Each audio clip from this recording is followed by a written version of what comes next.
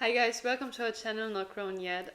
We're a podcast show mainly supported by Rebel Mag, which is a magazine rewriting the girlhood in our recent society and just talking about feminism and stuff. My name is Leia. I'm Eloise. And usually we have a talk show on Refugee, which is a radio based in Berlin, with a lot of techno DJ shows and talk shows. Everything your heart desires you can find there.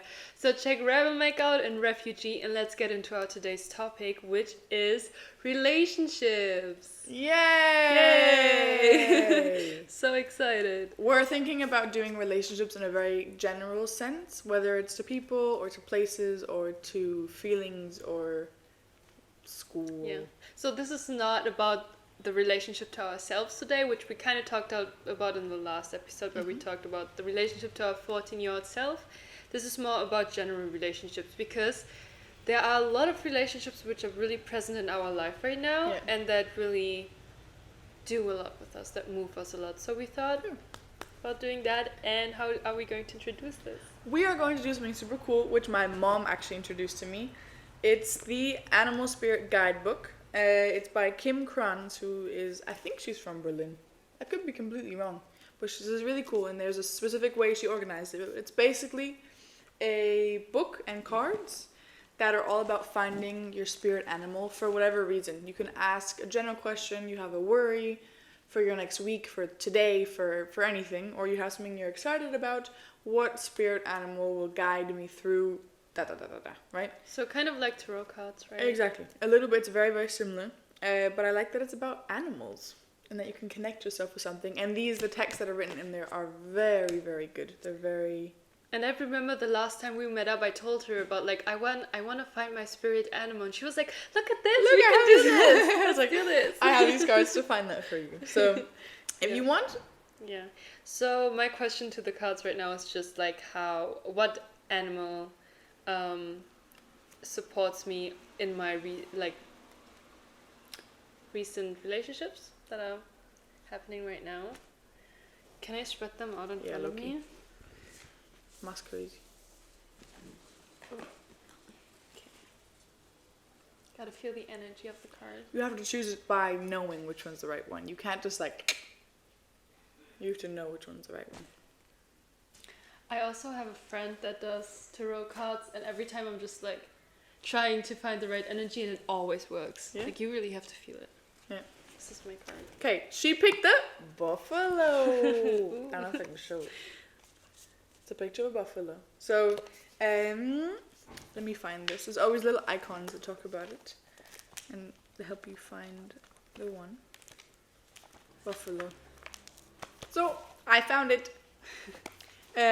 You already asked the question, so she can take it in any way she wants to. You guys can also listen, maybe it'll help you. But basically the buffalo is grounded yet heavenly, practical yet spiritual. The hooves of the mighty buffalo are grounded in the earth, yet its heart and mind rise towards heaven. The buffalo sees challenge, hardship, or a bump in the road as an opportunity for upliftment. Therefore the buffalo does not fear death, illness, or misfortune. Its gentle eyes look to the road ahead, trusting every turn. May we all experience this elusive yet life-changing bliss from time to time, and may we allow this card to remind us that life is a precious gift. So then they say when the spirit animal is in balance, it is trusting and it has a pure presence. When it's out of balance, it's restless and lacks gratitude. And to bring into balance, prayer or bhakti. Don't quite know what that is, but We have to look that up, actually. We should look that up. That sounds interesting. Maybe something like meditation, something like that. Yeah, I think so. We'll look it up and we'll let you know next episode. But that sounds really good because for me personally, I moved to Berlin 1 year ago, and it's really hard for me to trust people. And I mean, I started a lot of new relationships. And for that, I really have to trust. And for a long time in Berlin, my buffalo wasn't really in balance, I feel like. Yeah. And now it kind of is. And now I start to trust people again. And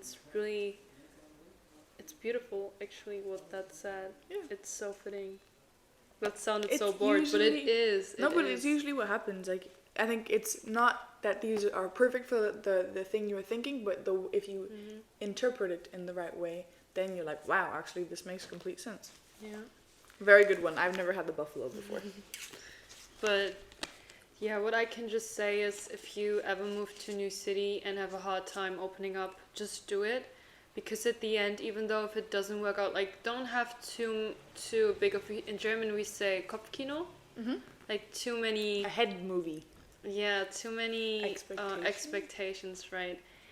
Because like nothing stays for your whole life, but just enjoy the time, open up, make your experiences, and only from that you can grow. Like Yeah. even if it's hard and if you feel uncomfortable, do it and don't say I'm not ready for this, because I'm not a fan of saying I'm not ready for this, and I might get a lot of hate from this, but you will never be ready. Yeah. You will never ever be ready to open up.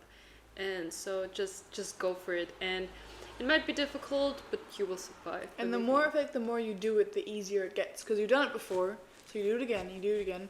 I think at the start for me in my exchange year, I was like, whoa, what? I mean, how do I open up? How do I let people know who I am? Because I was seen as this new girl who was like quiet, right? Yeah. And I was like, that's not me. That's not me. But it's true. Like. And how just would do you it. say are like the relationships that you have to your friends different in Colombia than they are here? I would definitely think that. I don't want to say anything. No, but I think that there, because my friends here, a lot of my friends have known me for a very, very long time.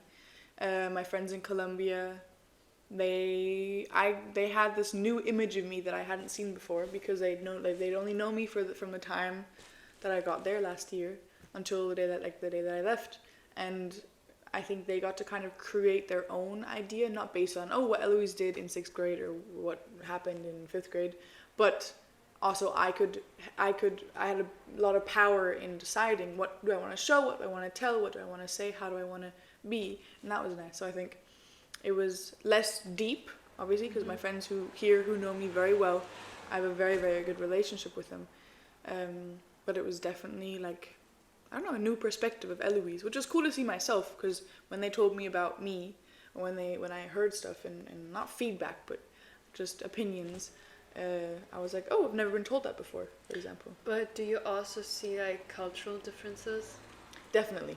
I think there, when it comes to relationships, it's very like when you get close to someone, you get really close to someone, and it's harder to get close to someone because you're scared that they won't be there for you, they won't stay with you, So I think in friendships especially, and even in relationships, it's like when you're in a relationship, you're in a relationship and you spend lots of time together, and it's this idea of this, I mean, usually there it was boy girl, but even in hetero or homosexual relationships. So, one second, where did you say in Colombia? I was in Cúcuta.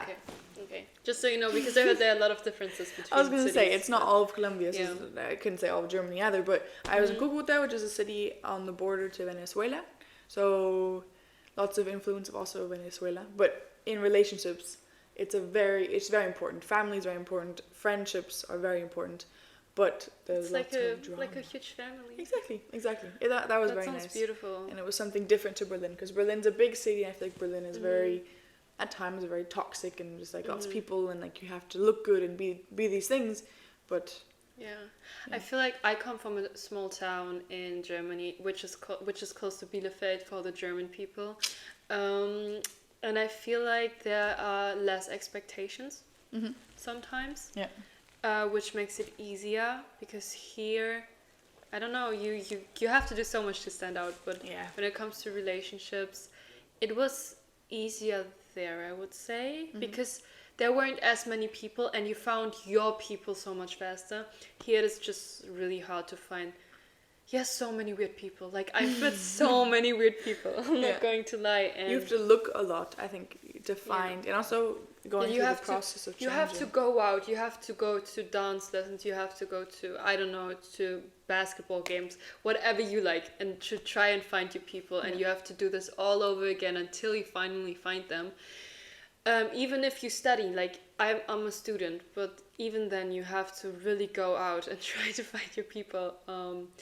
You cannot do it like intensely, like you should not try to find people, but you have to look for them.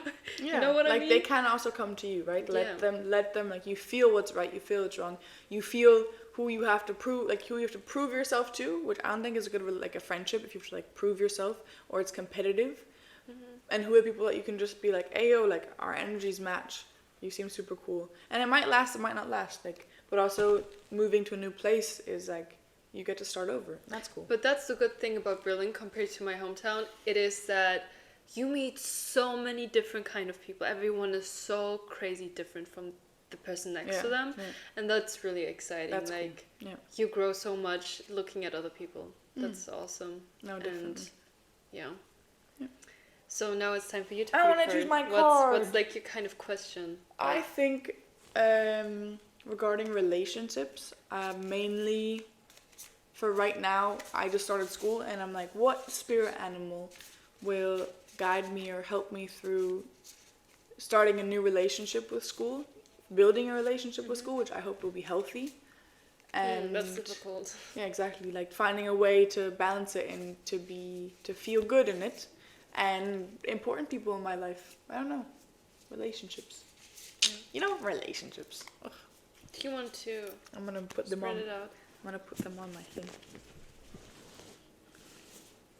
Those are snake skin, I think. The pattern. I thought you were about to say, what if I get the snake? Maybe I will.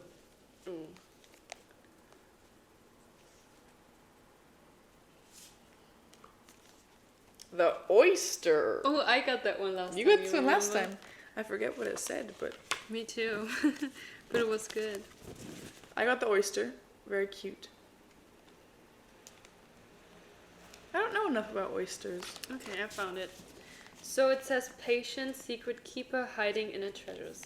The focus on determination of the oyster is unmatched. Anything an oyster personality puts their mind to, they achieve with grace and charm. The only problem is oyster types often take their inner gifts for granted. They become shy or doubtful, and this can lead to withdrawing or protecting their deepest desires in life's work. When the oyster's card appears, it's important to reveal your inner treasures. What is it you've been hesitant to share? The world is waiting to see. When in balance, feels blessed, generous, masterful. When out of balance, reluctant, gripping, clams up. To bring into balance, share something. Okay. I do remember that when we were reading it too. But I like this one. I Yeah. I think it definitely, I took that in a good way. I think for me, I didn't do a lot of schoolwork in Colombia. So now starting off again, like especially I'm doing the IB, International Bachelorate, and it's not easy. And I think I know I'm a good student, but I feel like I've forgotten how to be a student because I didn't do it very much. Practicing and writing tests and just being part of the school world.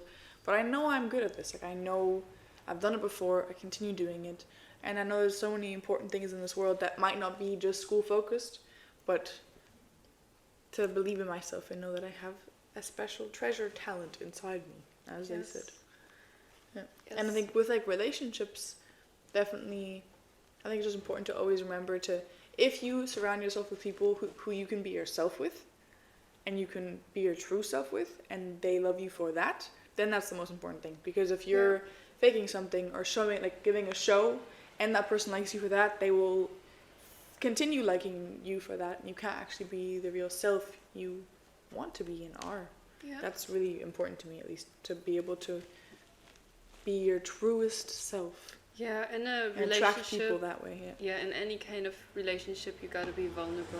Yeah. That's the first thing. And even though if there are all these kind of videos online, I've seen so many of those kind of videos lately that say, keep everything to yourself. Don't show people what you're about to do.